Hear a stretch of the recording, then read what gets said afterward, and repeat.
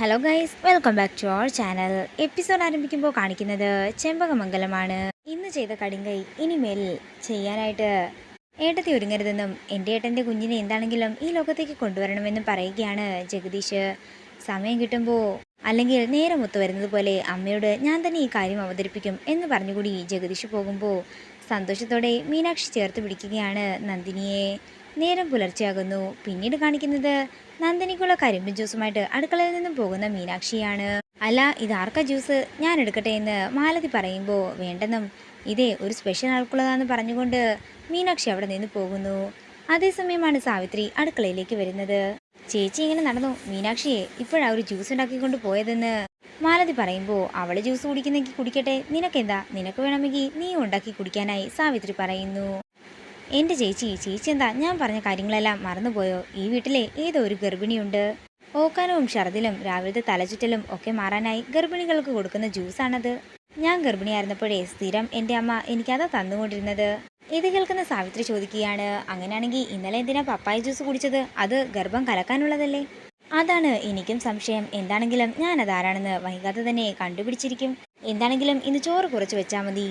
ഞാൻ ഈ സത്യം കണ്ടുപിടിച്ച് പുറത്തു കൊണ്ടുവരുമ്പോൾ കുറച്ചു പേരുടെയൊക്കെ വിശപ്പ് മാറിക്കോളും. മീനാക്ഷി അത് ആർക്ക കൊടുത്തതെന്ന് നോക്കിയിട്ട് വരാമെന്ന് പറഞ്ഞ് മാലതി മുറിയിൽ നിന്നും പോകുന്നു. പിന്നീട് കാണിക്കുന്നത് മാലതി നന്ദിനിയുടെ മുറിയിലേക്ക് ചെല്ലുന്നതാണ്. എന്നാൽ അവിടെ ജ്യൂസിൻ്റെ ഗ്ലാസ്സൊന്നും കാണാത്തത് കൊണ്ട് തന്നെ മാലതി വീണ്ടും പുറത്തേക്ക് ഇറങ്ങുന്നു. അപ്പോൾ കാണുന്ന കാഴ്ച മീനാക്ഷി നിർബന്ധിച്ച് രാജലക്ഷ്മി അമ്മയ്ക്ക് ജ്യൂസ് കൊടുക്കുന്നതാണ്. എടി കള്ളി, ഞാനിപ്പോൾ ശരിയാക്കി തരാമെന്ന് പറഞ്ഞുകൊണ്ട് മാലതി ജഗദീഷിനെ തിരക്കിക്കൊണ്ട് ടെറസിലേക്ക് പോകുന്നു. ജഗദീഷേട്ടൻ അറിയാമോ, ഈ വീട്ടിലൊരാൾക്ക് ഗർഭമുണ്ട്. നല്ല പ്രായമല്ലാത്തത് കൊണ്ടും ഭർത്താവ് ഒപ്പമില്ലാത്തത് കൊണ്ടും നാണക്കേട് കൊണ്ടും മാത്രമാ അവരിതൊക്കെ മറച്ചു പിടിച്ചിരിക്കുന്നത്. നിനക്കെങ്ങനെ മനസ്സിലായി ഒരാൾക്ക് ഗർഭമുണ്ടെന്ന് എന്ന് ജഗദീഷ് ചോദിക്കുമ്പോൾ ആരും പറഞ്ഞില്ലെന്നും പക്ഷേ ഞാൻ മനസ്സിലാക്കിയതാണെന്നും മാലതി പറയുന്നു. ആ മീനാക്ഷി ഇപ്പോൾ ഒരാൾക്ക് കരിമ്പ് ജ്യൂസ് കൊടുക്കുന്നത് കണ്ടിട്ടാ ഞാൻ ഇങ്ങോട്ടേക്ക് വന്നത്. ഗർഭിണിയായിരിക്കുമ്പോഴേ ഛർദിലും ഓക്കാനവുമൊക്കെ മാറാനായിട്ടാ രാവിലെ തന്നെ കരിമ്പ് ജ്യൂസ് കൊടുക്കുന്നത്. എനിക്ക് ആകെ നാണക്കേട് തോന്നുന്നുണ്ട്. ഞാൻ എൻ്റെ വീട്ടുകാരുടെ മുഖത്തൊക്കെ എങ്ങനെ നോക്കുമെന്ന് മാലതി ചോദിക്കുമ്പോൾ അതിന് നിനക്കെന്താ, ആ കുഞ്ഞിനെ അവർ പ്രസവിക്കുകയും ചെയ്യും, ആ കുഞ്ഞിവിടെ തന്നെ വളരുകയും ചെയ്യുമെന്ന് ജഗദീഷ് പറയുന്നു. നീ ആർക്ക് ഗർഭമുള്ള കാര്യമായി പറയുന്നതെന്ന് ജഗദീഷ് ചോദിക്കുമ്പോൾ നിങ്ങളുടെ അമ്മയ്ക്കെന്ന് മാലതി പറയുന്നു. ഇത് കേൾക്കുന്ന ജഗദീഷ് മാലതിയുടെ മുഖമടക്കിയൊന്ന് കൊടുക്കുകയാണ്. മര്യാദയ്ക്ക് സംസാരിച്ചോണം എന്ന് പറഞ്ഞുകൊണ്ട് ജഗദീഷ് ദേഷ്യത്തോടെ താഴേക്ക് പോകുന്നു. പിന്നീട് കാണിക്കുന്നത് നന്ദിനിക്ക് ജ്യൂസ് കൊണ്ട് കൊടുക്കുന്ന മീനാക്ഷിയാണ്. ഇവിടെയുള്ള ആരും ഇതൊന്നും കണ്ടില്ലേ എന്ന് നന്ദിനി ചോദിക്കുമ്പോൾ ഇല്ലെന്നും ഞാൻ 2 ജ്യൂസ് ഉണ്ടാക്കിയിരുന്നു.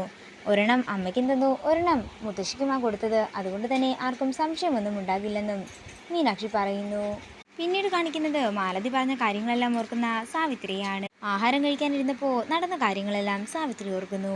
ഇനിയൊരു പക്ഷേ നന്ദിനി ആയിരിക്കുമോ ഗർഭിണി? പിന്നീട് കാണിക്കുന്നത് മാലതി മീനാക്ഷിയുടെ മുറിയുടെ അടുത്തേക്ക് വരുമ്പോൾ നന്ദിനിക്ക് ജ്യൂസ് കൊടുത്തിട്ട് പോകുന്ന മീനാക്ഷിയാണ് കാണുന്നത്.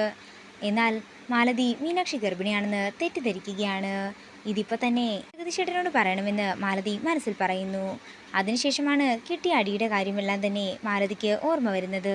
ഇനിയും ഒരടി കൂടി വാങ്ങാനുള്ള കരുത്തൊന്നും എനിക്കില്ലെന്ന് മാലതി മനസ്സിൽ പറയുന്നു. പിന്നീട് കാണിക്കുന്നത് ജഗദീഷിൻ്റെ അടുത്തേക്ക് ചെല്ലുന്ന സാവിത്രിയാണ്. എടാ, എനിക്ക് നിന്നോടൊരു കാര്യം പറയാനുണ്ട്. നീ എടുത്തു ചാടി ഒരു തീരുമാനവും എടുത്തു കളയരുത്. എടാ, നന്ദിനി ഗർഭിണിയാണോ എന്ന് എനിക്കൊരു സംശയമുണ്ട്.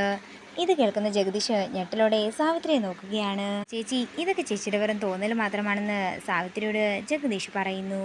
ഇതോടുകൂടി ഇന്നത്തെ എപ്പിസോഡ് ഇവിടെ തീരുകയാണ്. വീഡിയോ ഇഷ്ടമായെങ്കിൽ മറക്കാതെ ലൈക്ക് ചെയ്യുക, ഷെയർ ചെയ്യുക, കമൻറ്റ് ചെയ്യുക. കൂടുതൽ സീരിയൽ അപ്ഡേറ്റ്സിനെ മറക്കാതെ സബ്സ്ക്രൈബ് ചെയ്യുക.